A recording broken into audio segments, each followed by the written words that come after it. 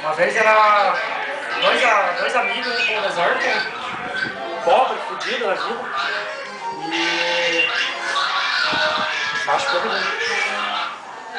Daí eu estava indo pelo desertão lá e o Eugênio chegou e eu assim, tô com pressa, eles começaram a lâmpada esfregar.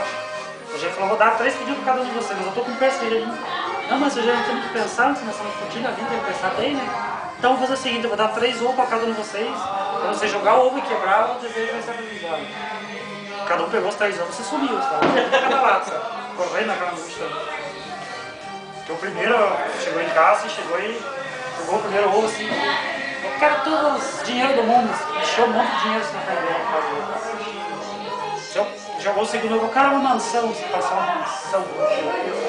Ele jogou o terceiro ovo assim, e pegou ele, era todas as mulheres do mundo, assim, tinha um monte de mulheres assim. Passou 4 anos depois ele pensou, quer dizer que ele é meu amigo, ele bem, você vai ver como é que tá aquele meu amigo, né? Você vê como é que tá aquele meu amigo, se ele prosperou, o que ele fez com os 3 ovos dele, né? Ele chegou assim, olhou a casa do jeito que estava no amigo dele. Ele bateu na porta assim, disse que a porta caiu. Meu Deus. Ele olhou o amigo dele sentado no sofá, só as móveis, assim, rasgado, fudido. Disse, cara, o que você fez? Não sei, cara, meu, não tem como.